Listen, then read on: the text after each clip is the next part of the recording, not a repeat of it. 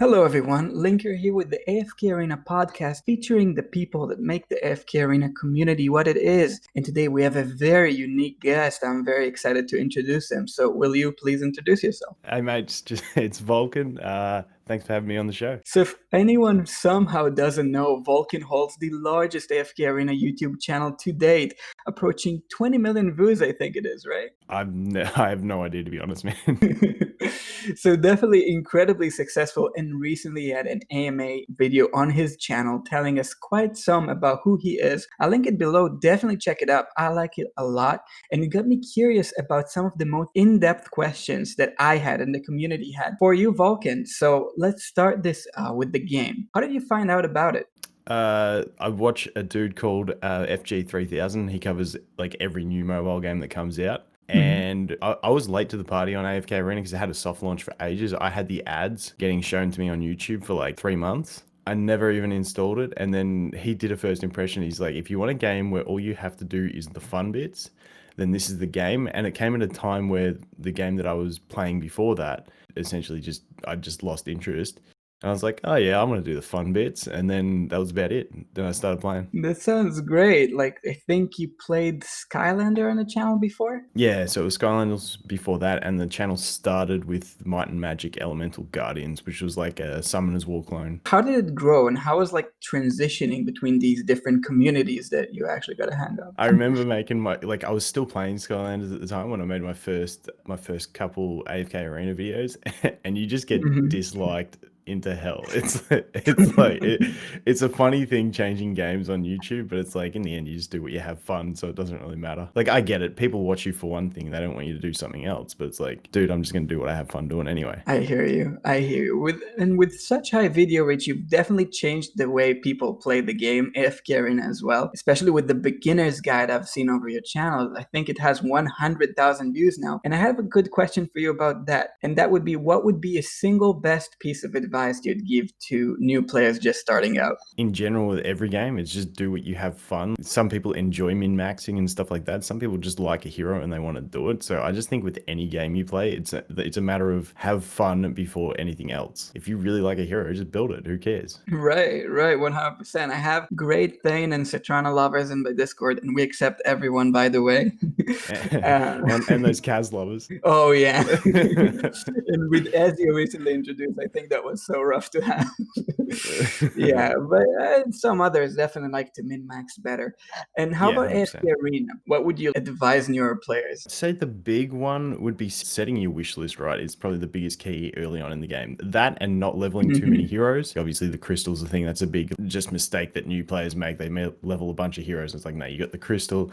And then the other one would probably be not ascending too many heroes. A lot of people, you see their accounts, they're pretty fresh and they got like 8 legendary heroes. And it's like, yeah, you're gonna be stuck for fodder on that one. But those are probably the 3 big tips I'd Yeah, say for new players that you get tripped up on. I see that a lot myself, by the way. And how did you get so engaged to the point where you create so much content for the game and you're so deep in it with all these accounts now? Just like, so my thing is like, I really like my thing with enjoyment in games. I enjoy multiple accounts, and like my problem is I always find that I enjoy the next one more than the previous one. So, like at the moment, I've dropped my main account and my second account, my first and second accounts that I made, because I'm playing this Celestial Hypergene account. Because for me, that is the most fun account. Because even though like I've probably spent probably up around $400 now because I bought the 3 dimensionals, but it's still not like a whaled account at it by any rate. And I've got some nice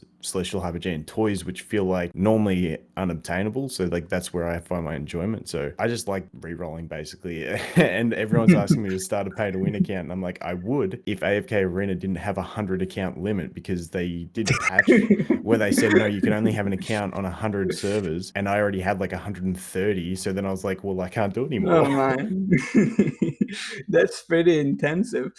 So you really like finding out new things, exploring with all these different accounts more than just focusing on one account all the way? Yeah, because I feel like especially in AFK Arena, it's especially as a low spending or free to play player, you Mhm. get to experiment with more if you reroll. You're sort of pigeonholed in what you build is what you've built until you get further into the game. Whereas you can experiment with a lot more if you just re-roll and build different heroes on different accounts. Then you can invest in them and have fun with them in that way. Right, I 100% feel you because people get stuck about like chapter 20, let's say, where you have to use high ascension heroes to make progress. And then in the early stages of the game, I've recently made like a challenge thing just to have fun. And you find out all these niche heroes that all of a sudden you could just test with and have fun, right? Numisu, like way back when, like he was like one of my Hmm. favorite ones to get on the first roll because he was actually really good for like the first 6 chapters because he'd just sit there and heal even before the buff, and then his totem would actually do some decent damage. Like I had a lot of fun with early game heroes. Oh man, me too, me too. It's also, I think, a different game in the early game because the heroes get abilities gradually. And so like hero identity is something that's formed much later. And if you're just playing around level 60, let's say, then basically anything's game and like the game's completely different. Yeah, like Citrana, I mean not Citrana, Antandra, probably like one of the most OP heroes in like the first 6 chapters. Hmm. Like that amount of healing early game is insane. Yeah, definitely. I mean, she looks so good end game on paper, but she just gets deleted. I don't know how to make her work, but hey, that's a different topic. I feel you, me too. And what got you to first create content for this game? Did you start by creating content or do you first like try the game out? No, I probably played the game for about a week or two before I made content. Obviously, it was that awkward period of I was doing another game at the same time, and then it was like, the community backlash when you do something different.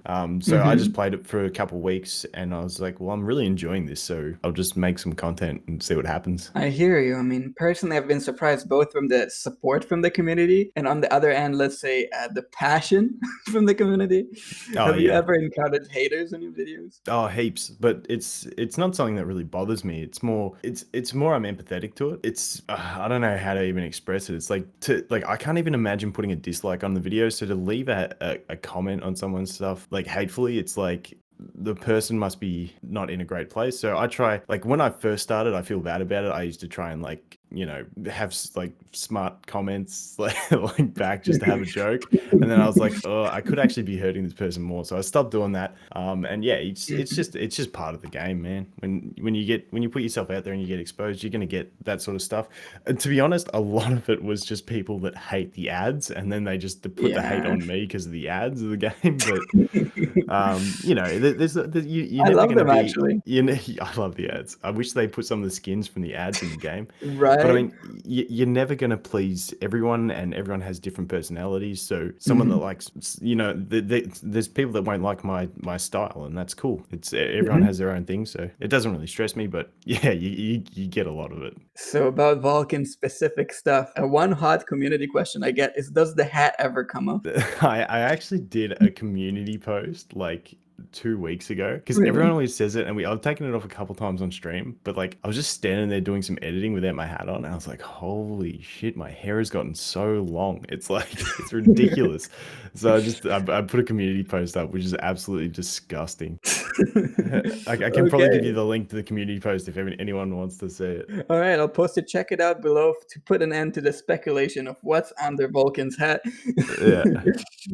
One other thing I actually saw about the community on that topic is something personal to me is I see that community is very strong in the game, obviously, right? Like you compare it to other games of a similar size, and you have so many Reddit users, YouTube, everybody's everywhere, very strong, I feel. But it also created an issue, I think, that I wanted to get your opinion on. I feel like everything is very fragmented. The information between Reddit, YouTube, Discord, Facebook, TapTap, it's on so many places. And I think it makes it rougher for newer players just starting out, like exploring the game. So I wanted to get your opinion on that. What do you think? See, I'd say probably. See, my thing is, I'm not a great Reddit user at all. Mhm. I've never been big into Reddit. So like, basically, YouTube was my only avenue. And the thing with me was, I was just making content to have fun. And then you start getting people hit you up. Obviously, there's someone like Kiasma who gave me his endgame account to play Right. on. And then you got guys like Shazam and all the guys from Cloud who then said, come and we'll help you out. And so then I try and get the most informational videos. I try and just get the most relevant information from the best people that I can, with guys like obviously Shazam, and then we cover a lot of white sushi stuff. So I try and cover Mhm. the relevant in-depth analytical videos from the guys from those communities to get that out there. As for the fragmentation, I think eventually it just all flows into one once everyone's been into it long enough. So it should hopefully pan out. I feel like early stages it would have been really fragmented. I see. So eventually, you think it'll eventually like come into one platform? That's the main thing. No, I think it'll stay spread out because everyone likes to consume content differently. But eventually, all the information should be in line with each other. Because I know for me now, I do look at Reddit more and try and find out what's happening in there. Because obviously, Reddit's a platform where people that do text posts put a lot of effort and stuff. Like they put a lot of analyticals into it. So it's like I can then just read that and then portray that in a video so the information becomes the same in multiple avenues. Personally, I really like how so many people on Reddit took it on their own to make things simpler. So one thing we had on this podcast before, I've actually talked to White Sushi. I talked to him about how he simplified down those deep text posts into those image posts. And I think the next level for making it more accessible to a wider array of people is actually putting it on video. And I think you're the single best guy that does it the best, where all these complex guides, you bring them down to something that's very simple to understand and very accessible for everybody. Yeah, see, I like the visual guides as well. I think they're fantastic. Like, I probably wouldn't read a long, lengthy text post, but the way that everyone's been posting them now, and obviously White Sushi led the charge on the visual posts, I just think it's absolutely fantastic. And then obviously, like, some people just like they read it and they don't obviously um, take stuff in that way. So I just put it in video form and talk about it. And then some people, and the great thing about video form for me, I think as well is like I know when I'm working, I just have my headphones in and I just listen to YouTube videos. So it's just it's a more easily consumed version when you can hear it, in my opinion, anyway, for just fitting into life. So that's yeah, I agree that videos sort of becomes an easier platform. But having said that, everyone's going to be different on the way they want to consume their content. 100% agreed. I feel like for me, like I was a very deep text guy on Reddit at the start, and then I eventually transitioned right away to YouTube, passing all over the visual guide stuff, which is one thing that a lot of people ask me for.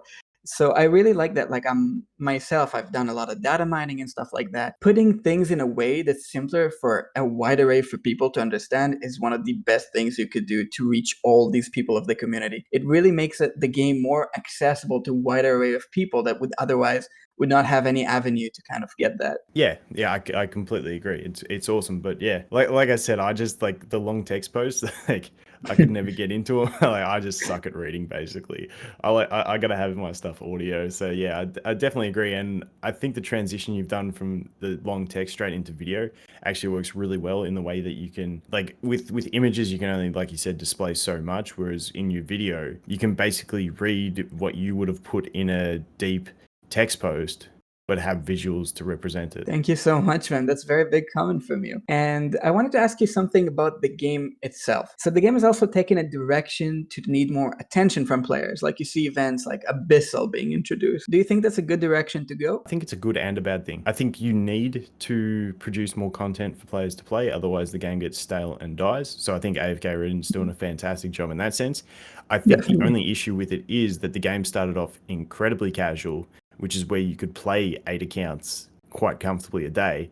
And that's sort of what's led me to drop a few of my accounts, is the fact that like even just little, like I know it's only little things, but like the Twisted Realm bosses, like that's where it started creeping in. I think Daily Labyrinth was the one that pushed me over the edge, even though it's not in the game anymore. That was where I started dropping off accounts. Like it was like, man, it's so nice. I think what they did with the double rewards in Labyrinth is a fantastic change to compared to Daily Labyrinth. But yeah, it's definitely getting more intensive, which is fantastic if you play a single account, but a bit stressful if you play multiple. And I just think the general transition from that is pick the account you enjoy the most and play that. I don't think there's any issue with it. I definitely think if the game didn't add more content, it would be in a worse position than if it did, if that makes sense. So it's kind of evolving with its player base, if I'm getting you right. Yeah, it's sort of evolved. You've built your audience on a game that's very, very casual. And in the end, you can still play it at that casual rate if you're just a casual gamer. It doesn't, you don't have to do all the stuff. For instance, this Abyssal Expedition, I'm only going to do it on 2 accounts.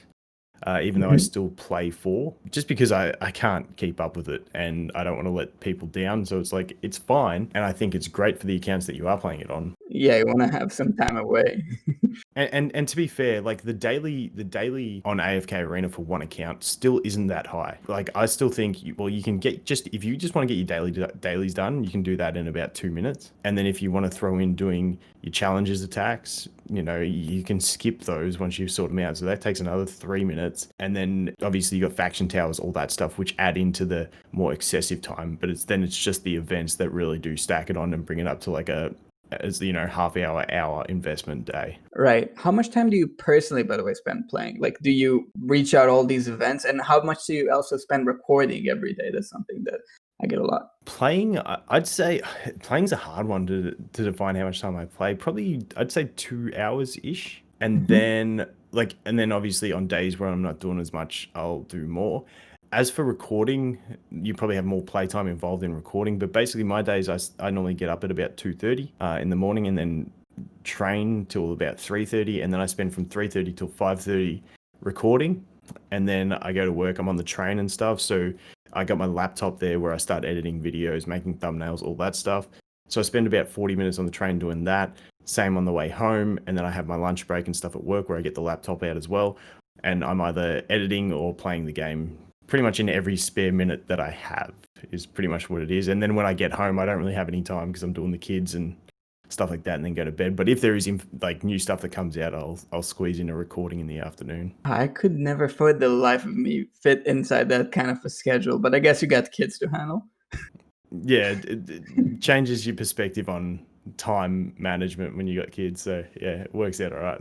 I also know in the game you're part of Cloud. Shout out to Charles and Shazam and all these great people that are in there. I wanted to ask you something about the competitive side of the game too. Do you like how the competitive side of the game is designed? Well, the competitive side of the game is only accessible to, a very small percent of the player base, in Mhm. my opinion. Like, as in, if you're looking at, the Mhm. Legends Arena, like I've said this before, I'd love a way for all players to experience it. So, like, the way that the Legends Arena scales everyone to 240, I'd love a way for everyone to be involved in that so that you still have things like signature items and furnitures to differentiate, but that a way every player could enjoy a competitive side of the game. Because I used, in all my previous games, I was always all about the PvP. However, due to my nature of re-rolling and playing different accounts, and then also not spending a hell of a lot, like, yes, you can still play the game competitively, but the fact of the endless levels that you're competing against, and yes, you can beat someone with 20 levels higher than you. It just makes it feel not as engaging to do PvP. However, I still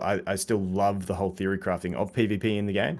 And I just love it to be accessible to more players. One idea I had, I actually saw it in an AFK Arena clone, a draft Mhm. arena, where daily you get to pick sweeps of heroes.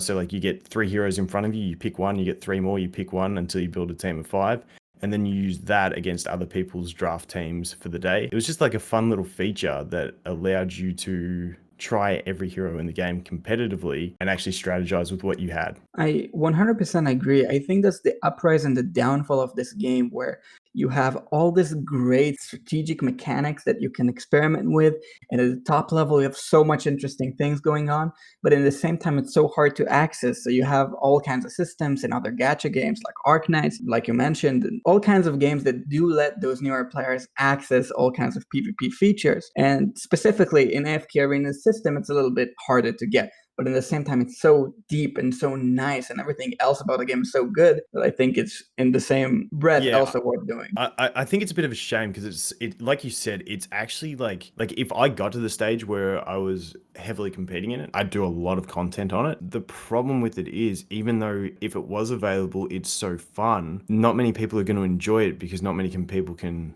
actually gain value from it, if that makes sense. So that's why the majority of my content is more just fun based, because I understand that a large majority of the community is just there to have fun because they know they're out of reach of that goal, which if they implemented a format in which everyone could enjoy that, it'd be awesome. But I understand that it's a sensitive topic because then you have people investing money and they're like, well, if I'm getting nothing from my money, why am I spending? And it's a hard thing to introduce, especially Mhm. this far into a game. So my honest hope and my honest best idea to fix it and allow everyone to enjoy competitive PvP would to be have a balanced system for guild battles if they ever introduce them. Oh, that was so fun. Yeah.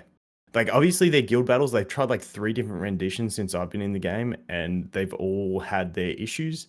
But if they come, like, I really like the idea of scaling. So it doesn't matter what level you are, you get to 240, and then have it so that gear still matters and signature items and furniture still matter. That way, you can effectively have everyone feeling like they have a chance, and you can actually get into some more competitive type team building stuff that everyone can enjoy. I feel like a lot, like you said, it's a game of balance there, because they did, for example, try to induce Abyssal Expedition, where they said, look, we're going to introduce relics, which are going to be accessible to everybody, and we're going to make the competition between whole guilds, and then we're going to do martial ratings. That's kind of helping a little bit to those newer players and see what happens. But then it still has the same issues you're saying about balance. I 100% agree. Yeah. However, with PvE content like the Abyssal Expedition, I just think it's fun for everyone because in the end, if you're not competing for the top ranks, you don't really care. You just want to get through it, try and get to Prince and get your Eron skin. So that's pretty much it. But yeah, like the event that I really do like is the Heroes of Asperia. Like, that's cool for PvP. Mhm. However, it is that martial rating where it still has the level scalings. And obviously they've just gone, okay, top ratings, you need 15 teams. Let's go, guys. Get some heroes. You know what I mean? So it's like, it's still out of reach to players. But it is definitely a more fun competitive thing because you actually feel like you're competing with everyone and you can see yourself climbing the ratings. I definitely think that's like a better step than standard. That's just what I enjoy. Personally, I've even held top 1 for 2 seconds or something. The So you still man. have this window. Did you I'm get trying a my best. screenshot? Did you get a screenshot? Oh, I 100% got a Yeah, screenshot. What do you think? 100%. Yeah, A I screenshot figured. that said to my guild, said to everybody, yeah, unprecedented control over the ladder, the best strategician, just to drop Uh, over 10 seconds later. Yeah, 100%.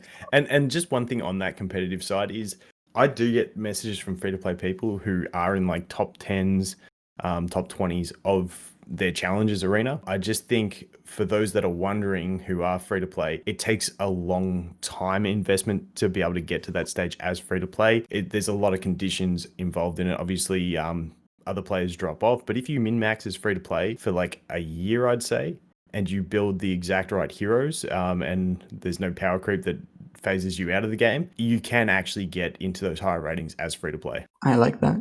It just takes time because I do get DMs from people saying, I'm actually up there on my free to play account, so it is doable. But I still think for the majority of people, they just see it as unobtainable. So yeah. Definitely agreed. And what do you feel is your biggest goals and the game's future biggest goals coming up in the future? The game's biggest goals, I believe, should be getting Guild Wars into the game.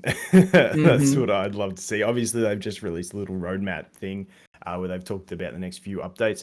I feel like they did a dev post about, I want to say 6 months ago now, saying that they were working on guild battles, Right. but still waiting to see. That's my big thing. I just think that would be a really fun introduction into the game because pretty much just because I enjoyed it every time it was in the game, even though it wasn't that well polished. As for me, I would love to try and push into the Legends Arena. I'm thinking in the next maybe 4 months, I might have a chance. Once I sort of get some of those key Celestials and Hypergenes built to Ascended, I feel like I'll get a few more furniture, signature items. I might be able to actually push some teams. It's basically once I have 10 heroes for 2 solid teams built, I feel like I'll do a hard push and I'll really try to get up there. But that's pretty much my goal in the game. I see. And what will you do once you reach that? Try not to lose once I get into it.